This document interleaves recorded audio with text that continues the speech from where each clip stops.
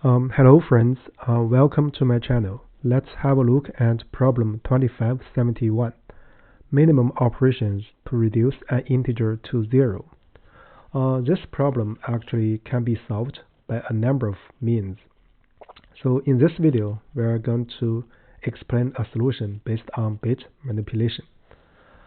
First, I will read through the problem statement and look at the example to digest the requirement.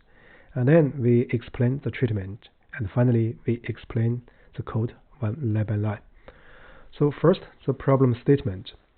So we are given a positive integer, and we would like to make it 0 by doing the following operations. So we can add or subtract a power 2 from m. So we would like to find the minimum number of operations needed to make n equal to 0. So this sentence explains what's a power of 2, right? It means x can be written as a power of 2, that is x equals to the power I for some I, non-negative. So here are two examples. Both the two examples are return 3. So let's explain one of them. So we have first example. So if we add 1 to 39, we are going to get 40, right? And then we can minus 32, right? Because 32 is to the power 5, so we're going to left 8, right? Then when we minus 8, we're going to get 0 because 8 is 2 to the power 3. So with that said, let's also look at the constraints. So here there's only one item. So basically it says that n is bounded below by 1 and bounded above by 10 to the power 5. So with that said, let's look at the treatment. So as we mentioned, this problem can be solved by a number of ways. So here let's look at the bit manipulation. So here the main observation is actually a very simple one. So we could consider set or unset bit positions as in the binary representation of a number. So each bit position represents a power of 2 if it's set. In other words, if it's a 1.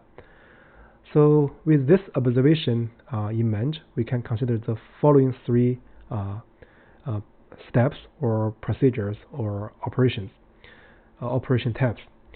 So first, tailing zeros does not matter, right? Therefore, we could drop them. So this corresponds to do left shift until we meet a bit position with 1, right? So if you have some binary representation like this, and then we just drop all the 5s. So this corresponds to shift to the left by 5 positions, or divide by 2 to the power 5, right? So this is the one strategy. The second strategy is that consecutive ones are more than 2, right? So you have more than 2 consecutive ones, or 2, right? So we could consider adding 1, then continue. So here I should say no less than 2. That's more precise, consecutive ones. So for example, we have 1, 1, 1. So this is a representation of 7, right? So if we add 1, we're going to get 8.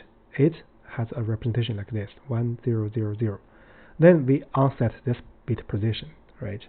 So this is two operations. So thirdly, so isolated ones.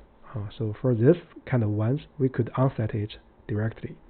For example, in this example, we have 101. So we could unset the two ones separately, right? Then the total number of operations is 2. So here, based on the three strategies above, so one might argue that, how about this case, 1101? So this one needs 3 operations. Actually, it turns out the options are not unique. Here, let me explain 2 operations. So here we can, because this is a isolated one, but based on the third operation, so we can unset this one. So we get 1100, and then we can add 1 corresponding to this bit position to get 10000. This is 2 to the power of 4, right? And then we can minus this 2 to the power of 4. This corresponds to unset this one. So this case, so we are using this one. So we get total number 3, that is 3 operations to make it 0. But we can also add 1 here. So if we add 1, so we're going to get 1 0 in the last 2-bit position. So we get 1 1 1 0, and then we can add 2 to the power 1 to get 1 0 0 0 0. So then we unset this one. In other words, minus 2 to the power 4. So we get 0. So this also means 3 operations. So overall, so the 3 strategies work together. But it also indicates that the ways to make it or the procedures to make it 0 specifically are not unique at all, right? So with that said, let's look at the coding. So the coding actually just encode the 3 parts above. So first, I'm going to initialize a result. So this result variable is a counter. So basically it counts how many operations we need. And then we're going to use a while loop while n is greater than 0. So first, I'm going to drop hidden zeros, right? So this is the first item, first strategy, right?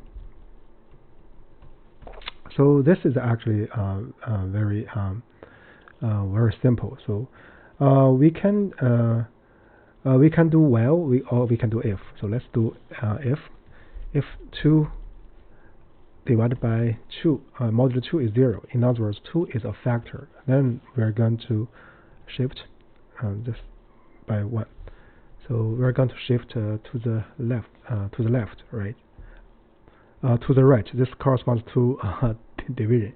So we need to pay attention to left and right. But we need the left or right name does not matter. But what we are doing. So for this, we're going to divide by 2, right?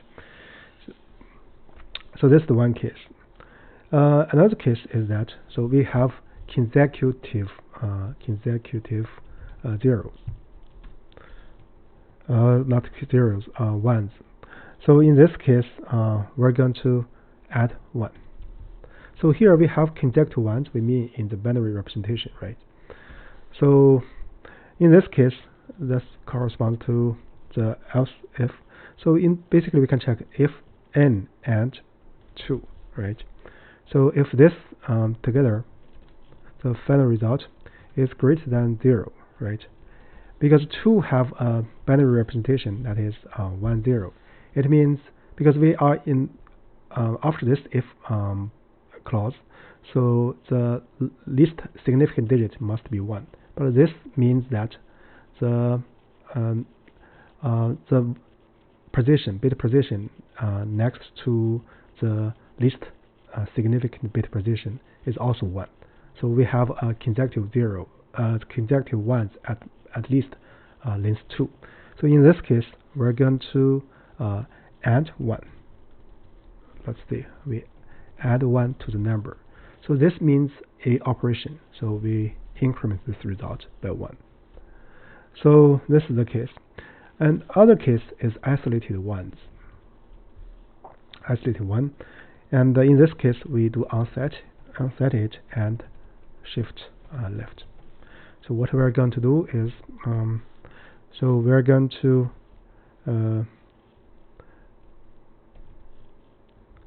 shift divided by 2 to the power 2, because if we have a 1, right? So then this is the case, right? So if we add 1, what we're going to get? We're going to get 1. So in this case, we unset that, right? So if we have this one, we're going to get 0 0. So that's why we shift or divide it by 2 to the power 2. So this is the operation.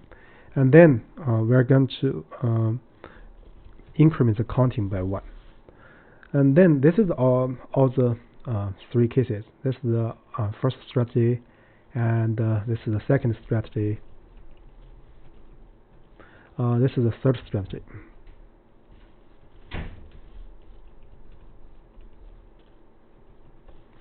Then we are ready to return the counting after the while loop. So before we make any comments, let's first do a check. Yeah, it passes the first example, I guess. So now let's look at the generic case. Yeah, it passes all the generic cases fast. So I guess for this problem, that's about it for the bit manipulation method. So here, actually, the main point, I guess, is to notice that. So in order to deal with powers of tools, this is essentially dealing with the bit positions, doing set or unset.